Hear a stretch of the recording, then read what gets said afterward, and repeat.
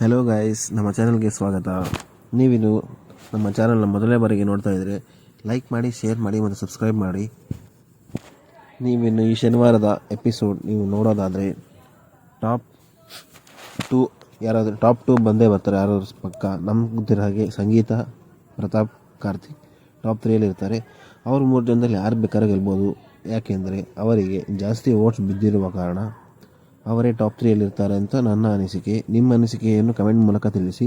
ಈ ಶನಿವಾರದ ಎಪಿಸೋಡ್ನಲ್ಲಿ ಒಬ್ಬರನ್ನು ಎಲಿಮಿನೇಟ್ ಆಗಿದ್ದಾರೆ ಅಂತ ಹೇಳಬಹುದು. ಅದು ಯಾರು ಎಲಿಮಿನೇಟ್ ಆಗಿದ್ದಾರೆ ಅಂತ ಅಂದರೆ ತುಕಾಲಿ ಸಂತೋಷ್ ಅವರು ಕಡಿಮೆ ವೋಟ್ಸ್ ಬಿದ್ದಿರುವ ಕಾರಣ ಎಲಿಮಿನೇಟ್ ಆಗಿದೆ ಎಂದು ಸುದ್ದಿ ಹರಡುತ್ತಿದೆ. ಇನ್ನು ಯಾರು ನೆಕ್ಸ್ಟ್ ಎಲಿಮಿನೇಟೆಡ್ ಆಗ್ತಾರೆ ಅಂದರೆ ಟಾಪ್ 5ನಲ್ಲಿ ವರ್ತೂರ್ ಇರ್ತಾರೆ, ಟಾಪ್ 4ಅಲ್ಲಿ ವಿನಯ್ ಇರ್ತಾರೆ, ಟಾಪ್ 3ಯಲ್ಲಿ ಸಂಗೀತ, ಟಾಪ್ 2ಅಲ್ಲಿ ಕಾರ್ತಿಕ್, ಟಾಪ್ 1ನಲ್ಲಿ ರೋಹನ್ ಪ್ರತಾಪ್ ಎಂದು ಸುದ್ದಿ ಬರುತ್ತಿದೆ. ನಿಮ್ಮ ಅನಿಸಿಕೆಯನ್ನು ಕಮೆಂಟ್ ಮೂಲಕ ತಿಳಿಸಿ. ಮತ್ತು ನೀವಿನ್ನು ನಮ್ಮ ಚಾನಲನ್ನು ಮೊದಲನೇ ಬಾರಿಗೆ ನೋಡುತ್ತಾ ಇದ್ದರೆ ಲೈಕ್ ಮಾಡಿ, ಶೇರ್ ಮಾಡಿ ಮತ್ತು ಸಬ್ಸ್ಕ್ರೈಬ್ ಮಾಡಿ.